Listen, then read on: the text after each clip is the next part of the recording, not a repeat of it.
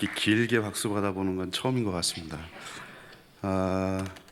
지난 작년 11월 달에 제가 23년 전에 사역을 했던 제가 사역을 하면서 두 번째로 사역했던 교회였는데요. 그 교회에 이제 헌신 예배를 갔는데 23년 동안 안 불러주다가 갔는데 너무 떨리더라고요. 이게 그냥 일반 교회 가서 그냥 철없이 이렇게 하는 거하고 또 달리 저의 과거를 또 다 아시니까 이 설교를 듣다가 그게 아닙니다 뭐 이럴 수도 있고 여러 가지 뭐 하여튼 설레기도 하고 여러 가지 만감이 좀 교차했습니다. 오늘도 똑같습니다. 사실은 아마 교사분들은 아실 텐데요. 한 10여 년 전쯤에 제가 유학 갔다 와서 한번 밑에 그 지하실에서 교회학교 교사들만 따로 이 세미나를 한번 하긴 했던 것 같습니다. 물론 당연히 기억 못 하시겠죠. 기억 못 하셔야 우리 같은 사람이 또 먹고 살잖아요. 그죠? 그래서 아마 못 하실 텐데 이 강대상에 이렇게 제가 사역하면서 설교의 자리에 이렇게 서는 거는 한 20여 년 만에 저도 이 자리에 서는 것 같습니다. 가끔씩 제가 지방에 내려갈 때면 일찍 그 주일날 대구나 부산 내려가야 될 때가 있으면 뒤에 몰래 와서 예배를 드리고 가곤 했습니다. 일부 예배 여기 빨리 예배 드리는 데가 많이 없어서 일부 예배 드리고 몰래 가다가 작년인가 우리 송장님한테 잡혀갖고 목사님께 인사하게 되고 하여튼 뭐 이래서 알게 됐습니다. 어쨌든 저에게는 굉장히 잊을 수 없는 교회죠. 고향교회 같은 그런 느낌입니다. 왜냐하면 단순히 제가 이제 2000년부터 2004년까지 만으로 딱 5년 있었는데 기간이 문제가 아니라 제가 전도사로 와서 강도사가 됐고 또 목사 안수까지 받았고 또 그보다 더 결정적으로 이곳에서 아내를 만나서 결혼을 했습니다. 그래서 저에게는 뭐 트리플 크라운이죠. 모든 걸 다 이루었다 할 정도로 그런 교회입니다. 지나갈 때마다 우리 아이들이 하고 같이 차를 타고 지나가면 엄마 아빠가 결혼한 곳이야 이곳이 늘 그런 이야기를 합니다. 그래서 저에게는 아주 의미가 있고 또 아마 이 자리에 계신 분들 중에 또 대부분은 또 저를 모르시는 분들이 많을 테고 또 일부 아시는 분들도 계실 텐데 어쨌든 제 마음속에는 고향 같은 교회고 또 우리 성도들 교회를 지나가면서 짧지만 한 자락이라도 교회를 위해서 기도하고 우리 성도님들을 위해서 건강하게 잘 성장했으면 좋겠다 이런 마음으로 늘 기도하고 있습니다. 여러분하고 이렇게 다시 만나게 돼서 진짜 감사하게 생각합니다. 그 목사님 말씀하신 대로 교사교육이잖아요. 교사교육이기 때문에 주일날 이렇게 어른들 다 계시는 데서 교사교육을 1시간 동안 한다는 게 쉽지 않고 그래서 혹시라도 하다가 기분 나쁘신 분들은 그냥 가셔도 괜찮습니다. 듣기 어려운 건 아닌데 아무래도 그래도 교사에게 좀 초점 맞춰져 있으니까 조금 어렵진 않지만 좀 이렇게 적실성이 없을 수는 있는데 그래도 잘 들으셨으면 좋겠고요. 혹시 교사 한번 손 들어 보실래요? 교사분들. 네. 그다음에 부모 한번 손 들어 보실래요? 할머니 할아버지. 네. 나머지 에라 모르겠다. 네. 사실 여러분 이런 교사 세미나를 하거나 이러면 우리가 주일학교 교사들에게만 초점을 맞추는데 사실은 주일학교 교사만이 교사가 아닌 거죠. 가장 중요한 교사는 가정에서 부모입니다.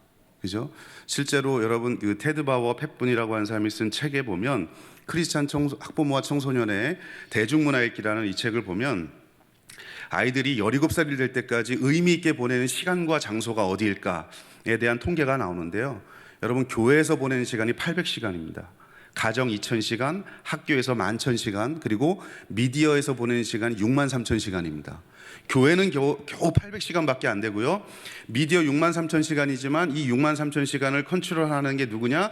2,000시간밖에 안 되지만 부모가 컨트롤하는 거죠. 그러니까 2,000 더하기 63,000, 65,000시간입니다.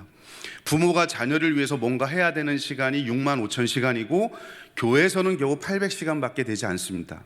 근데 우리는 무슨 착각을 하냐면 자녀를 교회를 보내놓으면 다 될 것처럼 이야기하죠. 주일학교 가서 1시간 반 이 정도 뭐 예배하고 설교 듣고 성경 공부하고 돌아오면 우리 자녀 신앙교육 다 끝난 것처럼 이야기하는데 사실은 그게 아닌 겁니다. 가정에서 부모의 역할이 훨씬 더 중요하고 부모가 가장 중요한 신앙교육의 주체다라고 하는 건 성경과 역사가 보여주는 거죠. 그런데 제가 지금 강의하기 전에 조금 다른 얘기를 좀 하는 겁니다. 그런데 여러분, 이게 부모가 가장 중요한데 그동안 우리 한국교회도 그렇고 전 세계 교회도 그렇고 그걸 잊고 있었어요. 그러다가 코로나19가 터지면서 원래 다음 세대 신앙교육의 주체가 누구다라고 하는 걸 명확히 보여준 게 저는 코로나19라고 생각합니다. 왜냐하면 코로나19가 진행이 되면서 사회적 거리두기가 다 시행이 됐잖아요. 목사님과 거리두기, 교회와 거리두기, 선생님과 거리두기, 친구들과 거리두기, 모든 영역의 사회적 거리두기가 시행이 됐는데 딱 유독 두 군데만 거리 좁히기가 됐습니다. 어디냐면 부모와 거리 좁히기, 미디어와 거리 좁히기입니다. 그죠? 가정에서 부모와 있는 시간 24시간 얼마나 힘드셨어요? 3년 동안. 그죠? 저희 집 애가 셋입니다. 네, 청소년 아이들 둘 있고요. 네, 얘네들은 짐승들이라고 부릅니다. 그래서 짐승 둘하고 반인반수 한 명이 있습니다. 말귀가 안 통하는 애들입니다.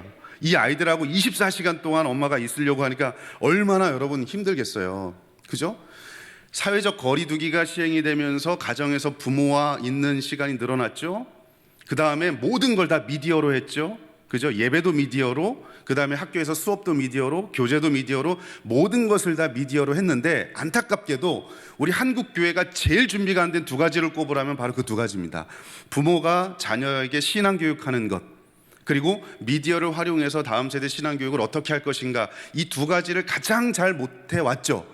그러면서 코로나19가 터지면서 사회적 거리두기 진행되면서 그게 아니었구나, 가정에서 부모가 해야 될 신앙교육적 책임이 이렇게 크구나. 그리고 이제는 주일학교도 아이들 교회 와서 만났을 때 면대면으로 하는 게 기본이긴 하지만 면대면뿐만 아니라 이제는 주중에 아이들하고 만날 시간이 없으니 비대면으로 할 수 있는 게 뭘까? 그게 바로 미디어라는 겁니다. 그래서 여러분, 저는 단언컨대 코로나19가 끝나고 나서 정말 다음 세대의 부서가 성장하는 교회와 그렇지 않은 교회가 아마 이제는 극명하게 갈라질 건데, 이 두 가지를 어떻게 잘 핸들링하고 컨트롤하느냐에 따라서 그런 교회가 다음 세대를 잘 세우고 교회에 미래가 있고 비전이 있는 교회로 저는 될 거라고 확신합니다. 다시 말하면 제가 이 오늘 세미나는 부모가 아니라 교회학교 교사 세미나긴 하지만 여러분, 어쨌든 부모들이 그만큼 중요하다는 겁니다. 일주일에 168시간인데 교회에서 겨우 2시간이잖아요. 그죠? 166시간을 가정에서 보내는데 부모가 아무것도 안 하고 2시간 교회 와서 땡, 그리고 내 자녀가 신앙 성장하리라고 생각하는 건 불안당이에요. 네. 그래서 여러분, 부모를 어떻게 세울 것인가, 그리고 미디어를 어떻게 활용할 것인가, 이 부분에 조금 더 우리가 이제 관심을 갖고 교회가 투자도 하고 교육 시스템도 만들고 또 자녀들, 또 어른들, 부모들도 여기에 잘 맞춰서 교육을 해야 되지 않겠나, 이런 생각이 들어서 제가 오늘 강의 시간 그러지 않아도 짧은데 예, 조금 잔소리를 좀 했습니다. 이 두 가지가 정말 중요하기 때문에. 자, 그런 이제 기본적인 바탕을 두고서 교사 세미나지만 부모도 교사다, 이제 이 얘기를 하려고 제가 그런 거예요. 그러니까 여러분 기분 나쁘다고 가시지 말라는 소리를 하려고 제가 했던 겁니다. 그래서 자, 오늘 저와 여러분하고 같이 좀 살펴볼 건, 목사님께로부터 제가 부탁받은 주제가 교수 방법론에 대한 내용입니다.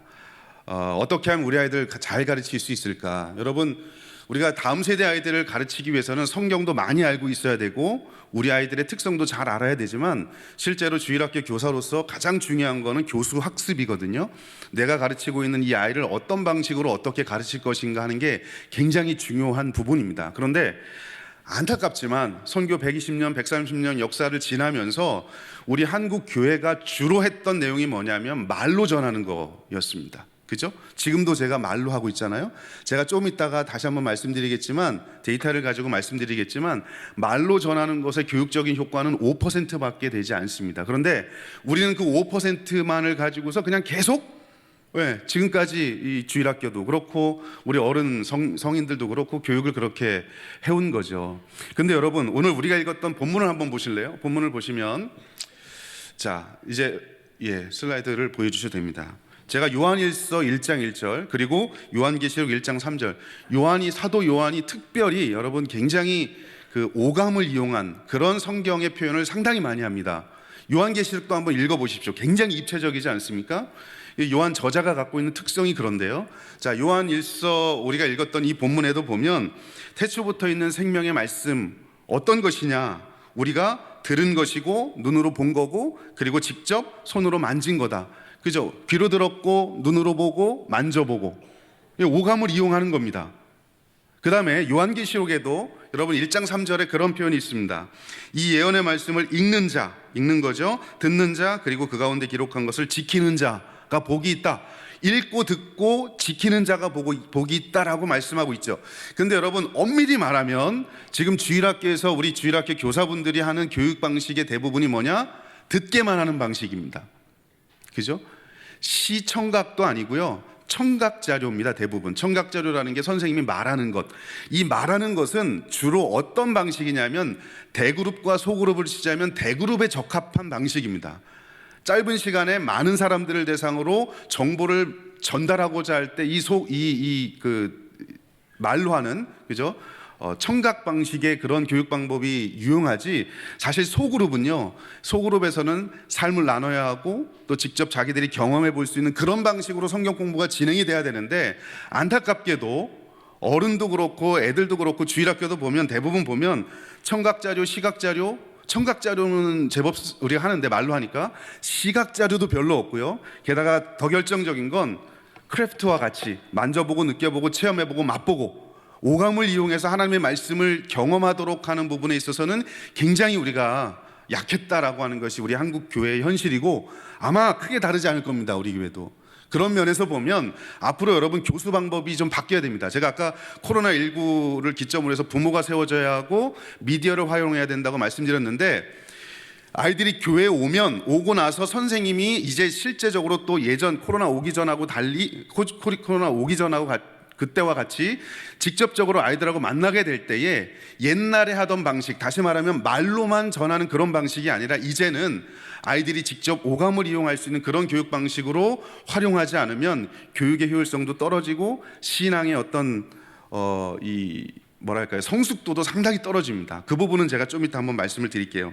그래서 여러분 왜 제가 말씀드렸던 이 오감을 이용한 것이 중요하냐 하면, 제가 얼마 전에 여러분 인공지능 아시죠? 챗 GPT라고 해서 인공지능이 있습니다. 이 챗 GPT라고 해서 아마 여러분들 구글 검색을 이제는 뛰어넘지 않을까, 이런 그 인공지능인데요. 한번 여기 해보세요. 제가 검색을 해봤습니다. 주일학교 교사의 전문성은 뭐가 필요한가라고 쳤더니 인공지능이 이렇게 답한 겁니다. 그런데 이 답은 제가 평소에 아이들한테 가르치는 거하고 똑같은 거예요. 아마 인공지능한테 주입한 데이터가 제 데이터일 수도 있어요. 예, 제가 썼던 글들을 아마 여기 써서 그럴 수도 있는데, 여러분 주일학교 교사가 되려면 적어도 이 6가지, 그 중에 앞에 있는 3가지가 굉장히 중요한데 뭐냐면, 교사의 전문성을 이야기할 때 첫 번째는요, 성경에 대한 전문가가 돼야 됩니다. 컨텐츠죠. 내가 성경을 제대로 알아야 가르치지, 그죠? 어떤 방식으로 가르치냐는 두 번째 문제고, 성경을 내가 제대로 알고 있어야 성경을 전할 거 아닙니까? 설교하는 목사가 성경을 모르면 설교거리가 없는 거잖아요. 그죠? 이상한 말이나 하고 농담이나 하고 예화나 하고, 그죠? 그래서 여러분 교사의 전문성 첫 번째로 나온 게 뭐냐면 컨텐츠에 대한 거예요. 인공지능이 그렇게 얘기를 해요. 그런데 제가 얘기하는 거랑 똑같습니다. 두 번째가 바로 이겁니다. 아무리 좋은 여러분 컨텐츠를 갖고 있어도 어떻게 전하느냐에 따라서 교육의 효율성이 올라갈 수도 있고 내려올 수도 있습니다. 떨어질 수도 있어요.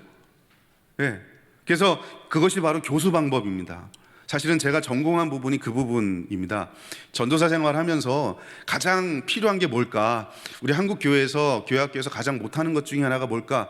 이게 교수 방법이겠더라고요. 제가 해보니까. 우리 여기 제가 일산교회 있을 때도 그냥 뭐 열정만 가지고 설교하고 열정만 가지고 공부했죠. 근데 기술적으로 조금만 더 하면 아이들에게 정말 재미있게, 그리고 흥미를 통해서 의미에 이를 수 있겠구나, 이런 걸 느끼면서 공부를 하게 된 계기가 제가 여기 있거든요. 그래서 저는 전공을 교수 방법론을 했습니다. 어쨌든 교사의 전문성 크게 보면 6가지 중에 3가지 중요한 것이 성경을 잘 하셔야 되고요, 두 번째는 교수 방법을 탁월하게 하셔야 되고, 세 번째는 내가 가르치는 아이가 어떠한지 발달 특성을 잘 아셔야 돼요. 예를 들어 여러분 교수 방법과 아주 직결되어 있는데, 여러분 영유아 유치부 아이들 가르칠 때, 유초등부 아이들 가르칠 때, 중고등부 아이들 가르칠 때 발달의 키워드가 달라요. 영유아 유치부 아이들은요, 키워드가 애착이라는 겁니다. 애착. 엄마와 아빠와 아이 애착. 그래서 이 아이들은 교회 와도 선생님하고 애착. 그래서 영유아 유치부의 를 맡고 있는 교사들은요, 교수 방법이 어떠해야 되냐면 말 잘하는 교사 사실 필요 없습니다. 사랑이 많은 교사면 돼요. 애들 오면 안아주고 예뻐해주고 뽀뽀해주고, 그죠? 왜냐하면 이 아이들은요, 엄마 아빠를 통해서, 그리고 교회학교 선생님을 통해서 하나님의 이미지를 만들어 가거든요. 아, 하나님은 이런 분이구나. 사랑해주고 예뻐해주는 선생님이면 그게 교수 방법인 거예요. 그러면 이 아이들은 하나님도 그런 하나님으로 인식을 하죠. 키워드가 애착입니다. 그런데 내가 그 유치부에서 잘했어요. 근데 이제 중고등부 연말이 돼갖고 중고등부 교사로 가라 해서 중고등부 교사 갔는데, 영유아 유치부에서 하던 방식으로 애들 오면 중고등부 애들 안아주고 예뻐해주고 뽀뽀해줘 보십시오. 어떻게 될까요? 네? 어떻게 될까요? 여기 서구 경찰서에 끌려가는 겁니다. 네. 뭐 어떻게 되는 게 아니라 끌려가는 거예요. 이렇게 되는 겁니다. 왜요? 걔네들은 발달의 키워드가 애착이 아니라 자아정체감입니다. 내가 누군지를 형성해가는 그 시기에, 그러면 내가 누군지를 알아가려면 이 아이들은 교사에게 필요한 교수 방법은 뭐냐? 대화의 기술입니다. 말을 잘해야 돼요. 아이들하고 논리적으로 잘 이야기해야 되고, 논리적으로 설득할 수 있는 기술들을 많이 익히셔야 됩니다. 예. 뭐 시청각 자료 애들 보여줘 보십시오. 중고등부 애들한테 선물해줘 보십시오. 애들한테 별로 좋아하지 않잖아요, 그죠? 얘네들은 키워드가 자아정체감이에요. 내가 누군지를 알아가는 시기이기 때문에 대화를 통해서, 그래서 선생님하고 사역자하고 심층적으로 신방을 자주 해야 돼요. 만나서 이야기하고 대화하고 진로에 대해서 이야기하고 인생에 대해서 이야기하고, 키워드가 그거기 때문에 교육 방법도 대화의 기술입니다. 그럼 여러분 중간에 껴있는 유초등부 아이들의 키워드는 뭘까요? 이 아이들의 키워드는 다른 게 아니고 액티비티, 활동입니다. 유초등부 아이들은요, 활동하면서 배우는 애들이에요. 그죠? 여러분 예배 시간 이외에 유초등부 아이들 중에 가만히 있는 애는 둘 중에 하나입니다. 어디 아프거나 아빠가 목사님이거나. 얘네들은 돌아다녀야 돼요. 막 떠들고 막 이래야 돼요. 예배 시간엔 그러면 안 되지만 성경 공부 때 애들은요, 유초등부 아이들은 액티브하게 돌아다니는 게, 그러면 그 아이들의 발달의 특성에 맞춰서 애들을 어떻게 해야 돼요? 활동적으로 애들이 직접 경험해보고 체험해보고 자기가 성경 공부에 인볼브돼서 뭔가를 만들어 볼 수 있는 그런 활동을 하셔야 되는 거예요.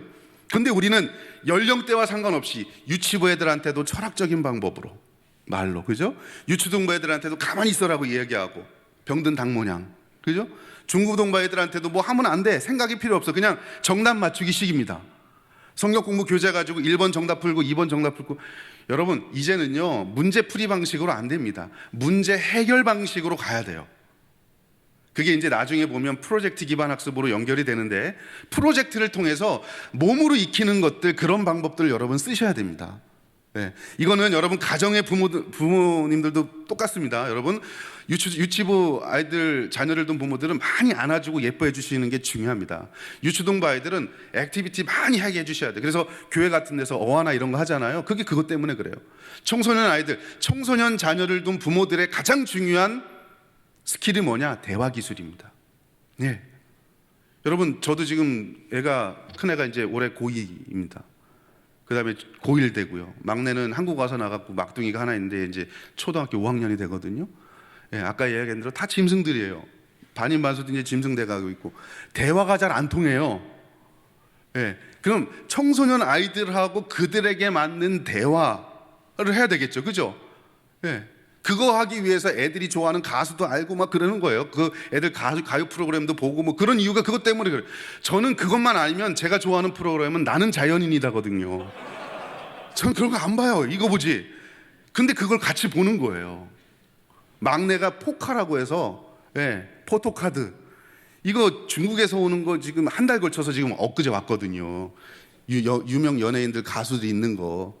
이거 제가 기쁘겠어요? 안 기뻐도 기쁜 척 해주는 거지. 그러면서 대화하는 겁니다.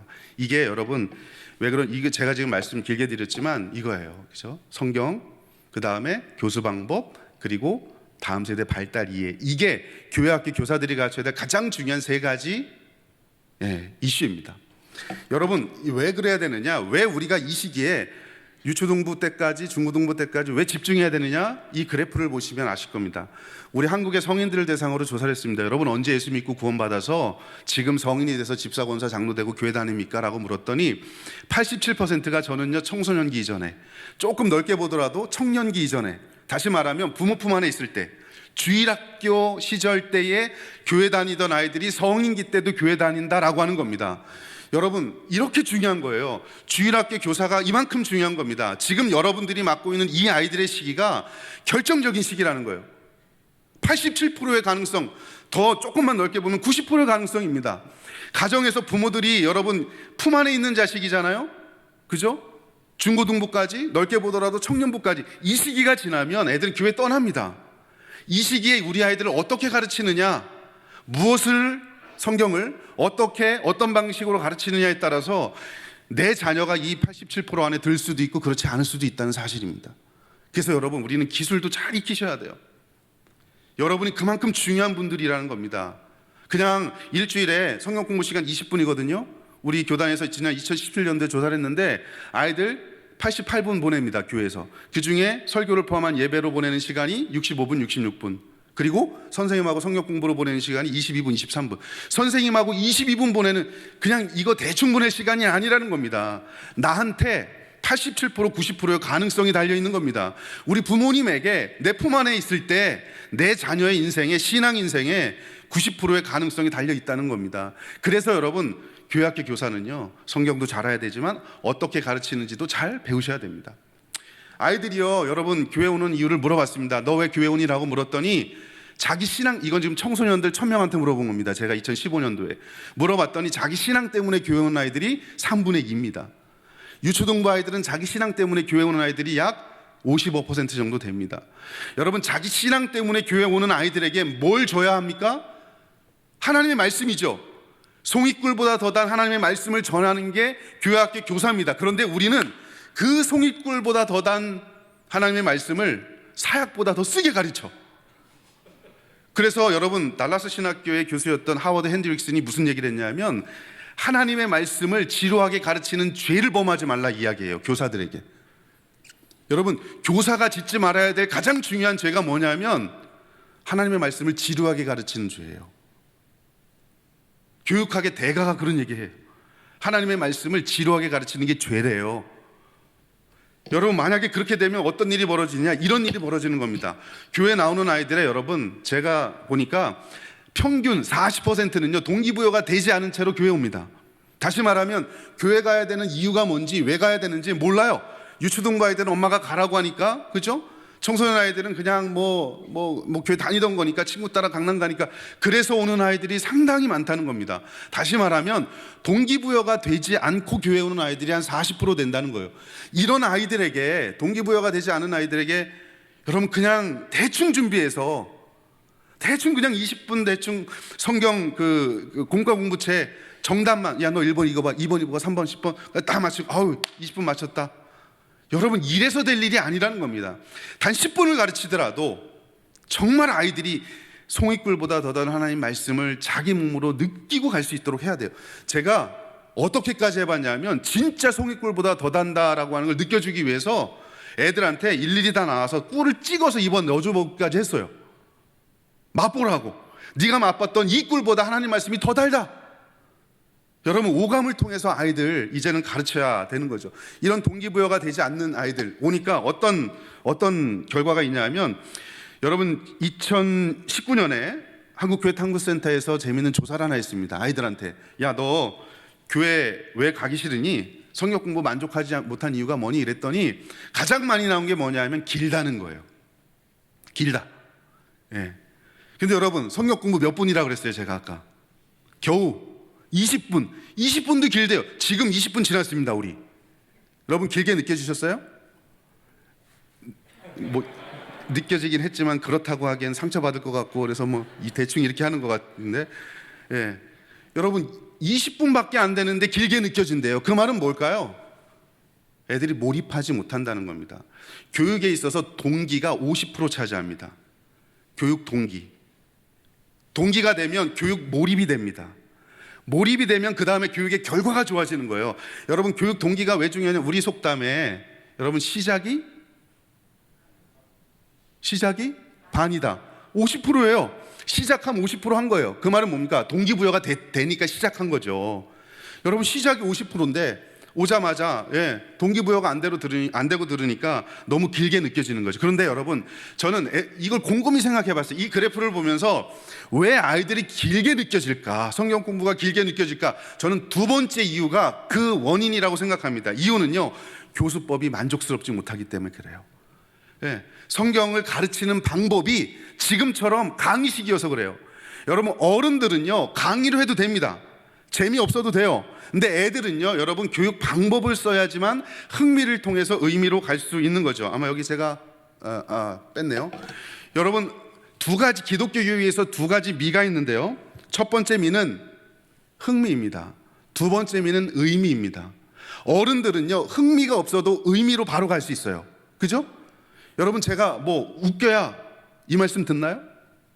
원하면 제가 웃겨드릴 수도 있어요. 근데 웃겨야 되는 거 아니잖아요. 그죠? 내가 흥미가 있어야 뭐 듣는 이거 아니잖아요. 의미 때문에 이 자리에 와 계신 거잖아요. 그죠? 바로 의미로 갈 수 있어요. 그런데 여러분 다음 세대 아이들은요 흥미의 사다리를 통해서 의미를 찾는 애들이 바로 우리 아이들입니다. 의미로 바로 못 가요. 그러니까 흥미의 사다리를 촘촘히 놔줘야 돼요. 여기서 말하는 흥미의 사다리를 놓는다는 게 그 발달 연령에 맞는 교육 방법을 적절하게 쓰는 겁니다. 아까 이야기한 대로 영유아 유치부 아이들은 스킨십을 많이 해주고, 그죠? 물론 여러분 요즘 뭐 영유아 유치부 아이들도 좀 조심하긴 해야 돼요. 그죠? 성추행이라든지 이런 어떤 법적인 부분은 우리가 잘 고려해야 되지만 그만큼 이제 인격적인 라포가 형성이 돼야 되겠죠. 부모님하고도 그렇고. 이 아이들은 어떻게든 애착을 통해서 그런 방식으로, 유초동부 아이들은 활동적인 방식으로, 청소년 아이들은 대화를 통해서 이 아이들하고 같이 소통하면서 성경을 가르치는 교수 방법이 그래서 필요하고요. 더 이상 일방적인 주입식은 이제는 안 된다. 물론 안 된다는 말이 쓰지 말라는 말은 아닙니다. 왜냐하면 기독교 교육은, 믿음은요 내가 추론해서 얻는 게 아니라 들음에서 나요. 그죠? 로마서에 나오는 거죠. 믿음은 들음으로부터 시작하는 거죠. 그러니까 누군가 들려줘야 되는 겁니다. 연역적으로 먼저 주입시켜줘야지 믿음이 생겨요. 믿음의 시작은 그렇게 되지만 믿음의 성장은 아이들로 하여금 있는 것들을 끄집어내는 데서부터 시작합니다. 근데 우리는 계속 집어만 넣어주잖아요. 입력만 해주니까 성장하지 않는 거예요. 믿음은 있는데 성장하지 않는 이유는 입력만 했지 출력을 하지 않기 때문에 그래요. 그러면 출력을 할 수 있는 교육 방법이 뭘까? 그게 바로 경험학습이라는 겁니다. 참여식 방식이라는 겁니다. 아이들이 직접 내가 만져보고 느껴보고 그려보고 체험해 볼 수 있는 그런 방식으로 해야지만 아이들이 이제 성경 공부에 적극적으로 참여하고 동기, 몰입, 결과가 좋아진다라고 하는 거죠. 이게 이제 기본적인 내용인 건데요. 이 내용을 토대로 해서 보면 현대 교육 방법의 트렌드를 좀 말씀을 드리려고 합니다. 여러분 왜 이제 우리가 중요한지는 아셨죠? 그러면 이제 우리가 어떻게 가르쳐야 될까? 그거와 관련된 이론인데요. 첫 번째 중요한 게 뭐냐면 에픽입니다. 에픽. 여러분 EPIC라고 보통 부릅니다. E는요 experience, 경험이라는 겁니다. P는 participatory, 참여하는 겁니다. I는 image driven, 글자보다는 이미지라는 겁니다. C는요 connected, 연결하는 방식이라는 겁니다. 그러니까 여러분 보세요. 과거에는 선생님이 주도적으로 다 했죠. 강의, 교수자 중심이었잖아요. 선생님 중심. 애들은 그냥 가만히 앉아서 듣는 거. 지금도 아마 그럴걸요. 소그룹실이 없는 교회들은 선생님 서 있고 애들 앉아 있고 그 뒷줄에 또 다른 선생님 있고 애들 앉아 있고. 그죠? 이런 교실 구조에서는 어떤 선생님이 장땡이냐? 목소리 큰 선생님. 이런 구조에서는 애들이 어떻게 성경 공부가 들리느냐? 아브라함이 뭐 얘기했다가 저 방에서 간식 먹으러 갔다 그러면 아브라함이 간식 먹으러 갔다 체해서 죽었대, 뭐 이렇게 애들이 헷갈리는 거예요. 네. 자기들이 선생님이 강의하는 게 아니고 이제는 아이들이 말할 수 있도록 해줘야 됩니다. 그죠? 경험할 수 있도록. 그리고 주입이 아니라 직접 내가 경험하고 참여해서 뭔가를 참여해서 내가 체험할 수 있도록. 그리고 문자에서 이제는 이미지로 가야 되고요. 이제는 개인 학습 위주에서 함께 할 수 있는 쪽으로. 여러분 우리 반이 5명이다 그러면 5명이 함께 뭔가 할 수 있는 그런 성경 공부 방식을 써야 됩니다. 혼자가 아니라 1번 너 정답 맞춰봐, 2번 맞춰봐, 3번 맞춰. 1번 물어보는 동안에 나머지 애들은 딴 거 하고 있잖아요. 신경도 안 쓰고 5번 물어보는 동안에 1번 대답했던 애는 또 딴짓하고 있고, 이게 아니고 함께 할 수 있는 방식으로 해야 된다. 그래서 여러분 이 네 가지를 간단하게 조금 설명을 드리면, 여러분 이게 뭐냐면 아마 여기 교육학을 하신 분들이 꽤 계실 거예요. 교육학을 하신 분들은 잘 아실 텐데, 여러분 교육 방식, 이게 데일이라고 하는 학자의 원뿔 이론인데요, 리텐션 레이트입니다. 기억률. 이런 방법을 써서 일주일 후에 얼마나 기억하는가라고 했을 때, 여러분 강의식의 방법, 듣기만 했을 때는 겨우 5%밖에 안 남는다는 거예요. 네. 여러분 지금 제가 설교 비슷한 거 하고 있잖아요, 그죠? 이게 설교인지 아닌지 저도 잘 모르겠지만 어쨌든 설교 강의식을 하고 있잖아요. 아마도 여러분 일주일 후에 다음 주에 이 자리에 와서, 제가 지난주에 우리 뭐 잘생긴 한 목사님 왔다 갔다고 하는데, 잘생긴 건 알겠는데 뭘 들었을까? 기억해 보십시오라면 거의 기억 못할걸요? 여러분 제가 강의를 못해서도 그렇겠지만, 또 그게 아니고요, 여러분 졸아서도 아니고요, 교육 방법이 그래서 그래요. 주일학교 선생님이 아무리 열심히 강의해 보십시오, 여러분, 그 다음 주에 애들 왔을 때 5%밖에 안 남을 겁니다. 더 노골적으로 얘기해 볼까요? 지난주 담임 목사님 어떤 설교하셨는지 여러분 기억하시는 분들 계세요? 많이 없을걸요? 목사님이 설교 못해서 아니에요. 제가 뒤에 와서 듣고 가면 늘 감동받고 갑니다. 은혜 받고 갑니다. 이런 목사님 안 계세요. 제가 오늘 밥 먹어서 그런 소리 하는 건 아닙니다. 근데 정말 그래요. 정말 그렇습니다. 네. 설교 못해서가 아니라요, 이 교수 방법이 그래서 그래요. 한번 교사들 한번 생각해 보세요. 지난주, 오늘 말고 지난주에 여러분 부서에서 들었던 설교 내용이 더 잘 기억나세요? 아니면 내가 분반 공부 시간에 가르쳤던 내용이 더 잘 기억나세요?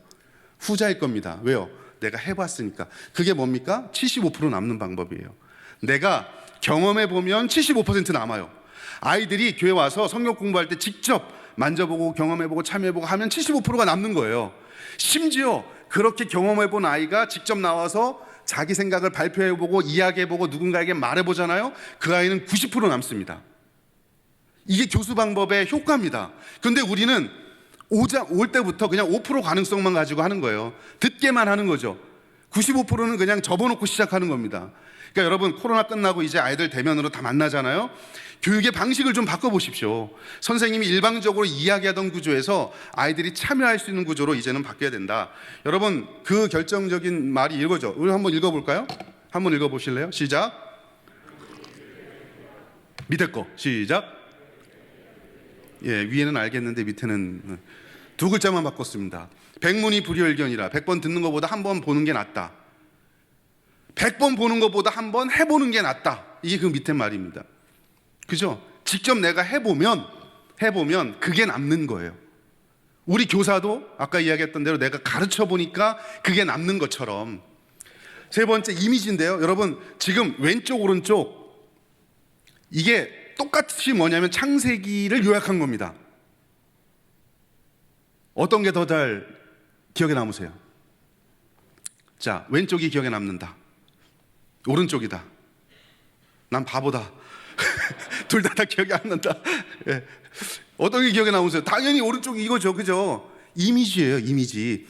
그림 언어를 통해서 가르치면 이게 오랫동안 남습니다. 여러분 왼쪽의 건 기억에 나지도 않고요, 읽지도 않아요. 저도 노안이 와갖고 잘 보이지도 않는데 여러분도 아마 안 보일 겁니다. 근데 이게 창세기 1장부터 50장을 아주 간략하게 요약한 거예요. 50장을. 네, 50장인데도 줄여보니까 이만큼밖에 안 줄여지는 거예요. 근데 여러분 오른쪽에 한번 보십시오. 그냥 이 창조, 타락, 그 다음에 노아의 홍수, 바벨탑, 아브라함, 이삭, 야곱, 요셉, 이게 머릿속에 들어오잖아요. 몇 장은 잘 기억 안 나도 이게 창세기의 전체적인 흐름이고 내용이구나. 이미지로 아마 여러분 집에 가시면 왼쪽에 글자는 하나도 기억 안 나고 오른쪽만 기억에 남을 겁니다. 이렇게 이미지로 아이들에게도 이제는 가르치셔야 돼요. 자, 말보다는 참여 형식으로 경험하게 이미지로. 그 다음에 여러분 이거는 제가 좀 이따 뒤에 조금 더 설명을 드리겠지만 커넥티드, 연결되는 겁니다. 연결이란 것이 온라인, 제가 지금 여기는 온라인만 말씀드렸지만 오프라인에서도 계속 연결하셔야 돼요. 그냥 주일날 20분 동안 한번 가르치고 땡이 아니라 주중에 아이들 만나는 것, 그래서 뭘 배웠는지, 그리고 그 만난 것들을 점검하는 방식이 이제는 여러분 이런 온라인이라든지 미디어를 활용하셔야 됩니다. 지금 아이들은 미디어 네이티브라고 불러요. 미디어 원주민들. 우리는 뭐라고 부를까요? 미디어 이주민입니다. 이주민.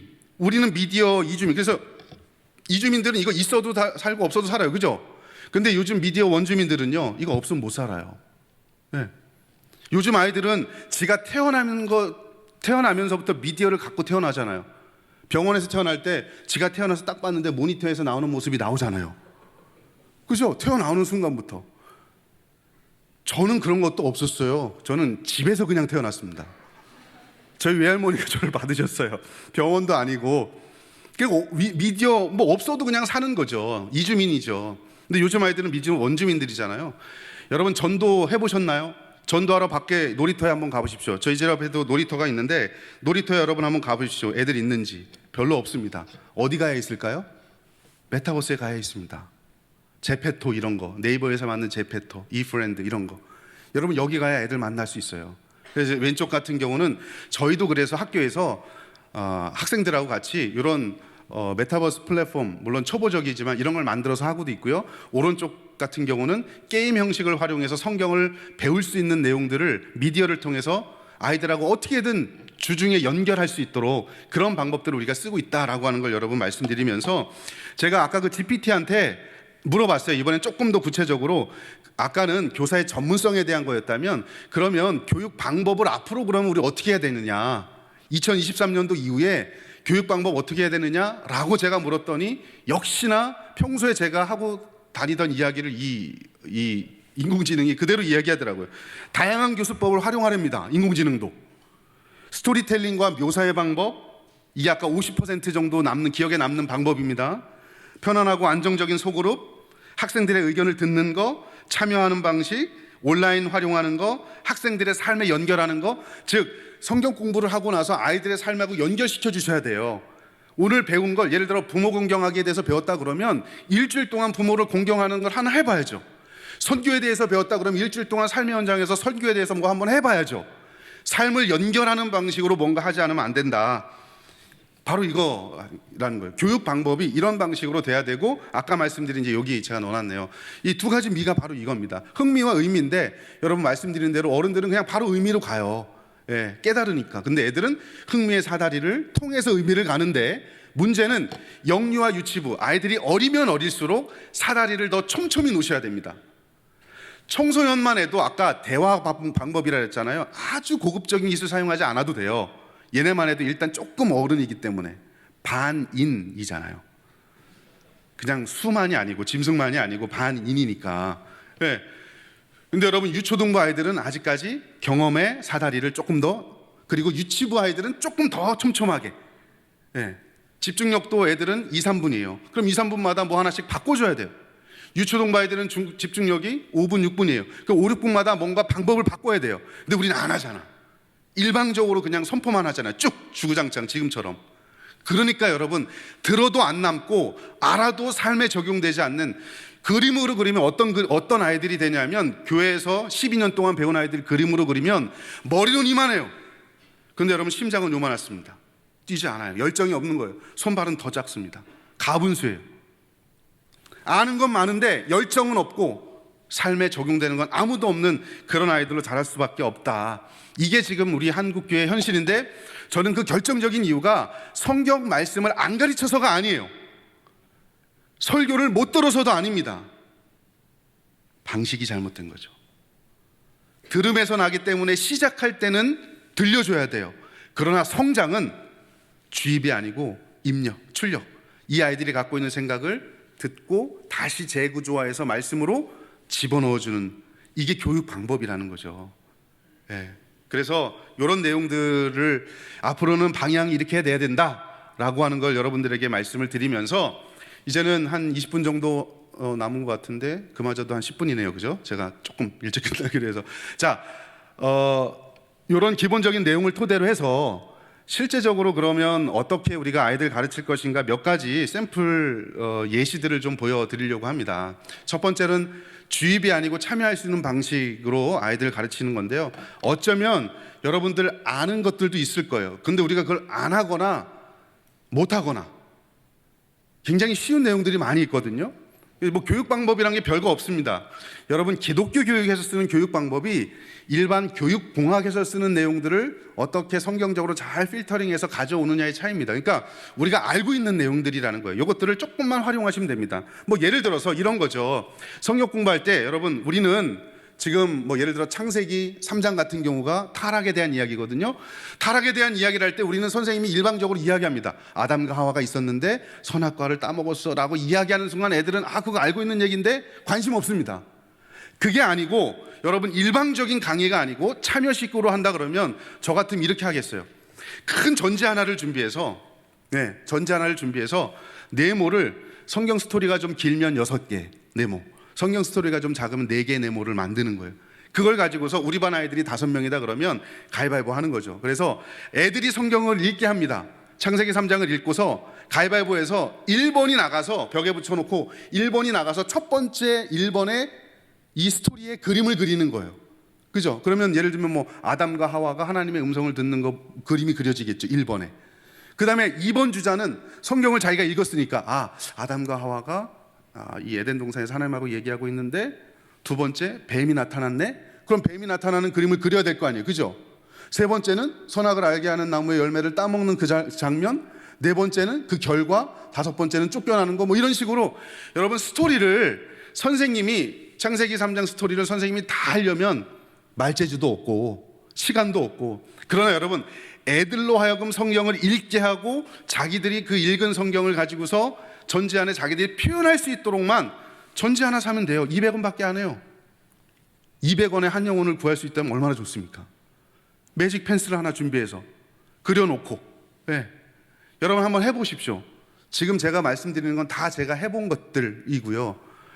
학교에서도 아이들한테, 학생들, 전도사님들, 학생들, 제자들한테 가르치고 꼭 한번 해봐라. 또 해보고, 물론 이것만이 아니 몇 가지 이제 샘플만 제가 보여드리지만 해보면 달라요. 집중력이 다르고요. 교육 동기가 다르고 교육 몰입이 다르니까 애들이 얻어가는 게 다릅니다. 그전에는 여러분 그냥 스토리 그냥 뭐 이런 거겠지라고 그냥 머리로만 알았지만, 내가 직접 참여해서 두 번째 그림은 뭘 그리지? 여긴 뭘까? 여러분, 이걸 하려면 정확하게 알아야 돼요, 성경을. 그럼 내가 정확하게 성경을 내 눈으로 읽어야 되고요. 읽죠, 표현하죠. 그리고 다 그리고 나서 가위바위보에서 이긴 사람 한 사람이 나와서 이걸 스토리를 조합해서 이야기해 보는 겁니다. 그러면 이 아이는 90%가 남는 거예요. 왜요? 앞에 나와서 가르쳐 봤으니까. 내가 직접 경험해 보면 75%, 그리고 경험해 본 걸 가지고 가르쳐 보면 90% 이상 남는 겁니다. 이런 방식으로 아이들이 참여할 수 있는 방식으로 하시면 돼요. 지금 여러분 어머니 아버지들은 저게 우리하고 무슨 상관일까 하시는데, 가정 예배를 드릴 때도 그렇게 해보십시오. 저희가 아이들이 어렸을 때는 가정 예배를 이렇게 했습니다.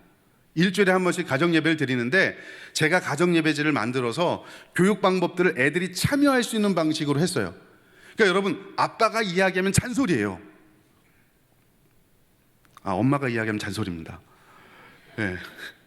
부모가 이야기하면 잔소리지만 자기들이 이렇게 참여해서 뭐 그려보고 자기들의 생각을 써보면 이건 정답이에요. 이렇게 느끼도록 성경 공부를, 가정 예배를 가정에서 여러분 한번 인도해 보십시오.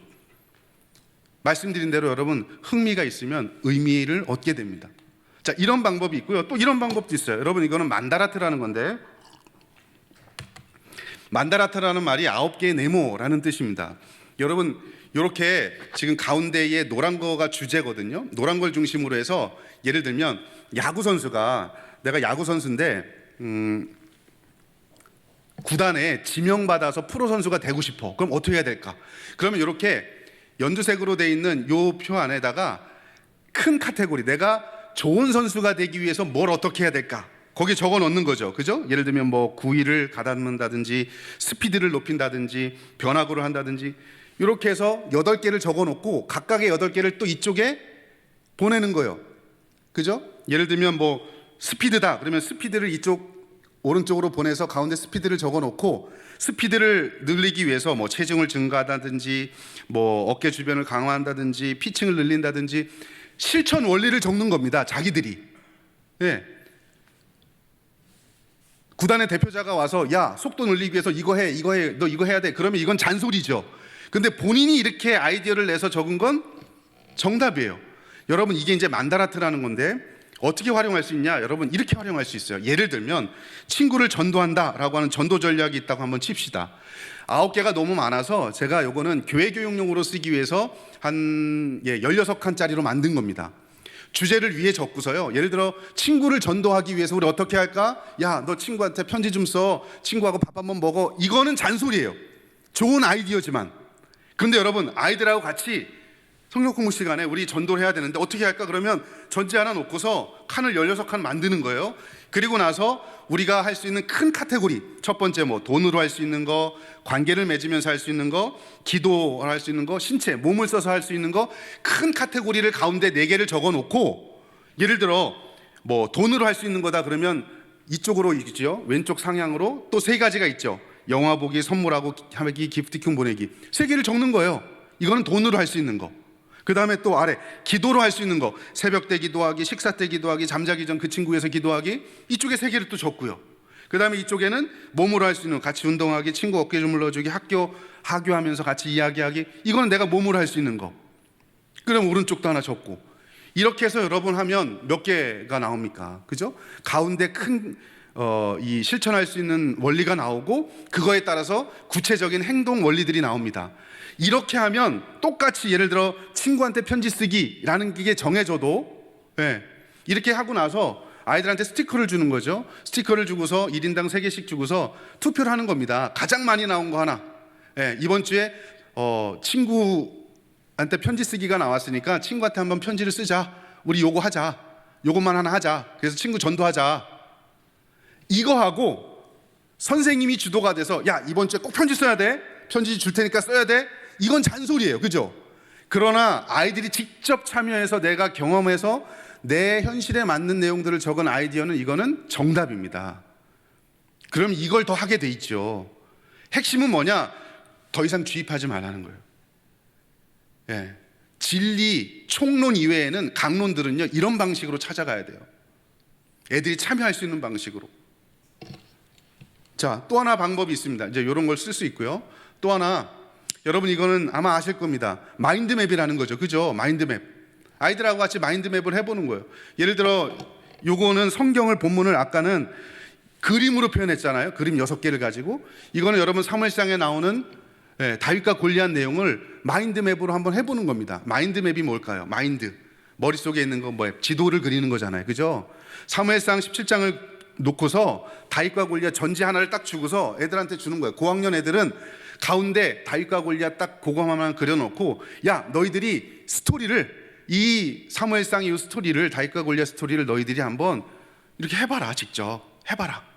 그래서 애들이 직접 찾는 거죠. 찾으려면 읽어야 되잖아요. 내가 읽어야 되고, 내가 소화해서 내가 찾아야 되고, 적게 되니까 적어도 여러분 75%는 애들이 남는 거예요. 이야기 들으면 금방 잊어먹어요. 에빙하우스라는 사람의 망각 이론에 의하면 강의를 듣고 나서부터 여러분 10분 후부터 잊어버립니다. 까먹어요. 여러분 지금 아까 강의 초반에 했던 얘기 혹시 기억나세요? 제가 했던 얘기? 안 나죠? 망각의 동물이라 그래요. 제가 강의를 못해서도 그렇지만 원래 그런 겁니다. 그러니까 여러분 이렇게 해서 애들이 말씀을 자기들이 보고서 마인드로 맵을 그리게 하는 겁니다. 참여할 수 있는 방식으로, 이미지 방식으로. 아까 제가 이미지 말씀드렸잖아요. 말로 아무리 설명해봐도 여러분 금방 다 까먹잖아요. 이렇게 먼저 이미지로 그린 다음에 이걸 가지고 나와서 이야기하게 하는 거예요. 야, 옆에 2사람 있고 한 사람씩 나와서 네가 한번 이 이야기를 재구성해봐라. 여러분 이러면 확실하게 각인이 됩니다. 그 성경 스토리가. 이게 참여식 방법의 장점이라는 것입니다. 여러분 우리가 그렇게 이제 좀 활용을 하실 필요가 있고요. 이제는 제가 좀 빨리 말씀을 좀 빨리 해서 좀 죄송하긴 한데 좀 넘어갈게요. 또 하나 여러분 연결, 그죠? 이번에 커넥션 어떻게 연결할 것인가 할 때 이제 여러분 그냥 말로만 하는 게 아니라 면대면만 아니라 이제는 미디어도 좀 사용해야 되고요. 아까 미디어 네이티브라 그랬잖아요. 그죠? 이런 것들. 여러분 혹시 네이버 핸드폰 있는 분들은 네이버 한번 열어보실래요? 네이버, 지금 열어보셔도 됩니다. 네이버를 열으셔서 요 QR코드를 한번 읽어보세요. 읽을 줄 아세요 혹시? 있는 분들은, 핸드폰 있는 분들은, 우리 일산교회는 다 거룩해서 예배 때 안 갖고 다니시잖아. 그죠? 근데 예배 때는 쓰지 말아야 되지만 성경 공부 때는 활용할 수 있습니다. 여러분 혹시 지금 여기 청년 우리 저 앞에 계신데 남자 청년, 네. 너 그래 너 혹시 나한테 배웠니 옛날에? 네. 청년은 맞죠? 얼굴만 청년 아니죠? 네, 이렇게 진짜 청년. 자, 그거를 아이들이 보면 이게 어떤 내용일 것 같아요? 어떤 성경 공부를 인도하기 위해서 이 QR코드를 가지고 애들한테 보여주려고 하는 것 같아요? 네? 요셉 이야기? 네, 이게 아마 여러분 보시는 분들은 알겠지만 이게 인생이 자기 계획대로 안 돼요. 가다가 어려운 일도 있고 힘든 일도 있고 굴곡도 있고 이런 그림이거든요. 이 그림 내가 꼽아갖고 올 필요 없습니다. QR코드를 보여주거나 주보에 넣거나, 그죠? 이렇게 해서 아이들 미디어를 활용할 수 있도록 이제는 미디어도 좀 활용하고 이걸 보고 네가 느낀 게 뭔지 애들한테 이야기하게 하는 거죠. 네, 그냥 무턱대고 이야기하라면 절대로 안 합니다. 애들은 턱이 없어요. 그러니까 이야기 안 해. 그러니까 이런 방식으로 쓸 수도 있고요. 그 다음에 여러분 성경을 공부하고 나서 QR코드를 놓고서 성경 퀴즈를 할 수도 있고요. 또 하나는 여러분 요것도 한번 해보십시오. 혹시 여러분 지금 한번 다 켜서 한번 보세요. 할 수 있는 분들. 이쪽 세 줄은 왼쪽에 있는 걸 한번 해보시고 이쪽 세 줄은 한번 오른쪽에 있는 걸 한번 해보십시오. 이게 게이미피케이션의 원리, 코딩, 여러분 요즘 코딩 아시죠? 코딩 프로그램이 MIT에서 만든 게 스크래치라는 프로그램인데 이 스크래치 프로그램을 한국형으로 만든 게 엔트리 프로그램인데요. 정보 교과서에 이미 들어가 있습니다. 중학생 정보 교과서, 초등학생들도 코딩 배우고 있고요.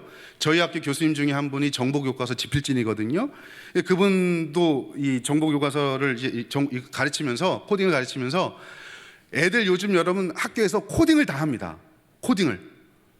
지금 코딩을 해서 만든 1차원적이지만 성경을 학습할 수 있는 노아의 스토리를 학습할 수 있도록 만든 게 요 게이미피케이션의 원리를 해서 만든 게 요 네 개인데 제가 2개만 가져왔습니다.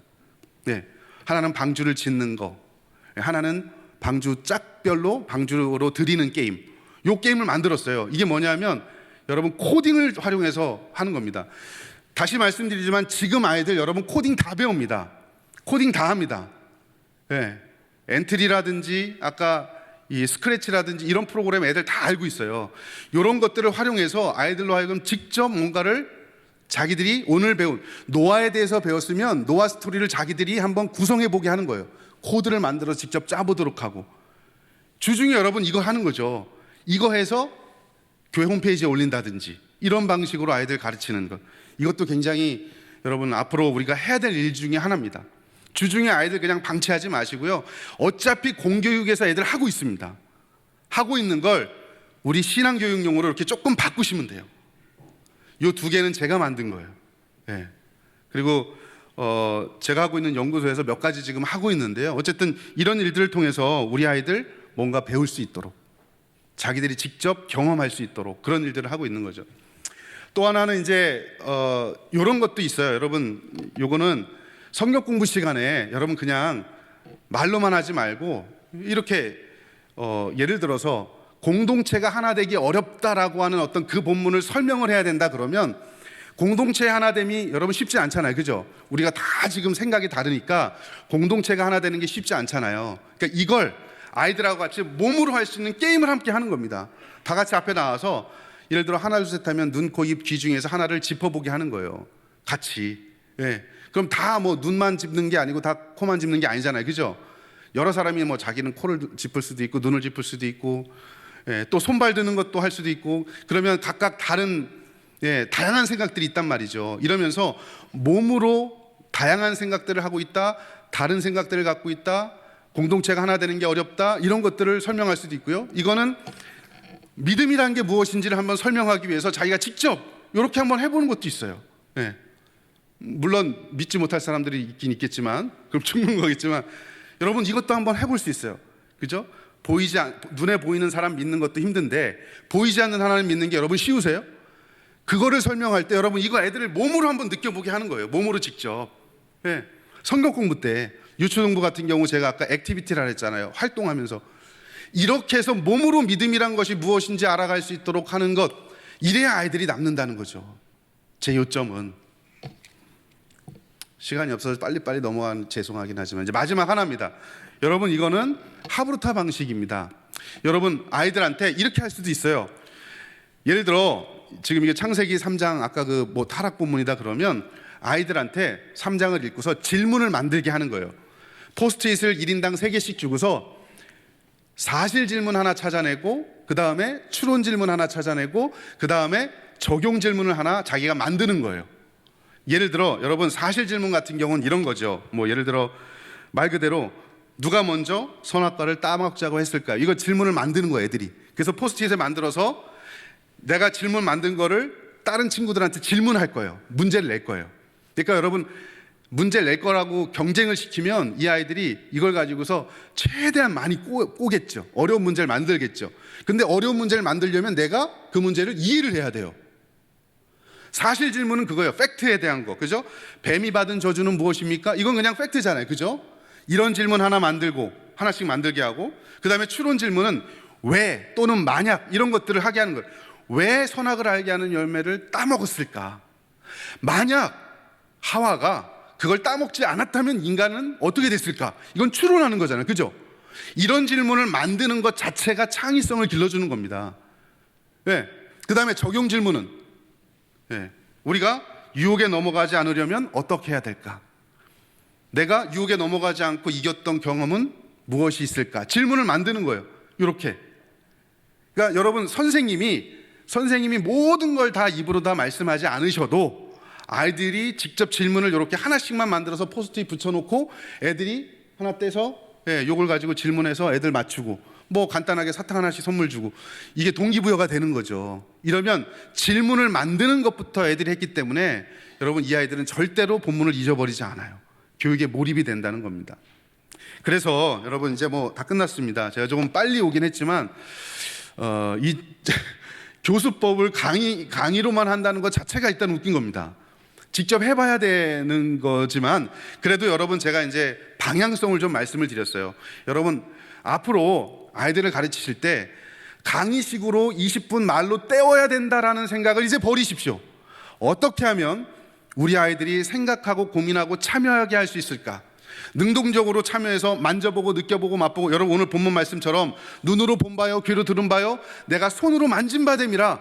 여러분 오감을 통해서 성경을 알고 체험해도 성숙해지기 힘든데 그렇게 해도 근데 우리는 듣기만 하니까 아까 말씀드린 대로 머리는 이만큼 큰데 열정은 없고 손과 발은 요만하고 그러니까 여러분 그 결과 산물이 어때요? 지금 우리 아닙니까? 사람들에게 손가락질을 받고 지탄받는 이유가 뭘까요? 저 사람 교회 다니는 거 내가 아는데 말은 잘해. 근데 삶은 꽝이야. 직장에서는 교회선 장로님이라고 그러는데 직장에서는 뭐 그보다 더한 악한 업주가 없어. 여러분 왜 밀양이란 영화가 그거 아닙니까? 왜 이런 얘기를 들을까요? 많이 알지만 교수 방법 자체가 아는 것에만 집중했기 때문에 그래요. 귀로만 들었기 때문에 그래요. 느껴보고 심장이 뛰어보고 열정이 뛰어보고 살아내 볼 수 있는 손과 발로 움직여보고 행동해 볼 수 있었던 경험이 하나도 없었기 때문에 저와 여러분이 이런 것이고 안타까운 건 옛날에 하던 방식 그대로 하면 우리 다음 세대도 똑같이 그렇게 된다는 거죠. 이제는 좀 바꿔봅시다. 여러분 주일학교 교사들은 제가 몇 가지 샘플만 보여드렸지만 여러분 이제는 조금 참여 형식으로 여러분 바뀌고 우리 부모님들도요 가정예배 꼭 드리십시오. 힘들어도 여러분 저도요 가정에서 가정예배 일주일에 한 번 드리는 게 30분 가정예배 드리는 게 어디 교회 주일날 3부 예배까지 3번 설교하는 것보다 더 어려워요. 그 짐승들을 안 쳐다놓고 이야기하는 게 얼마나 어려운지 아십니까? 그래도 고안하는 거죠. 애들 참여하게 하고 직접 자기들이 써보게 하고 그려보게 하고 참여해서 자기 생각을 써보게 하고. 여러분 이런 방식으로 지금 말씀드렸던 이런 방식으로 가정 예배를 한번 해보시고 교회에서도 성경 공부를 인도해 보십시오. 그러면 조금 달라질 겁니다. 여러분 코로나 끝나면서 우리 아이들 잘 가르치고 싶잖아요. 그죠? 옛날 하던 방식 그대로가 아니라 EPIC 꼭 생각하시고 여러분들 아이들 사랑하는 마음으로 조금 더 노력해서 교수법 연구해서 우리 아이들 가르치는 그런 교사들 다 될 수 있길 주의 이름으로 축원합니다. 기도하겠습니다. 하나님 아버지 감사합니다. 우리 사랑하는 일산교회 우리 성도님들 또 교회학교 교사들 하나님 이 교회 90년 역사 동안 하나님이 지켜주셔서 감사합니다.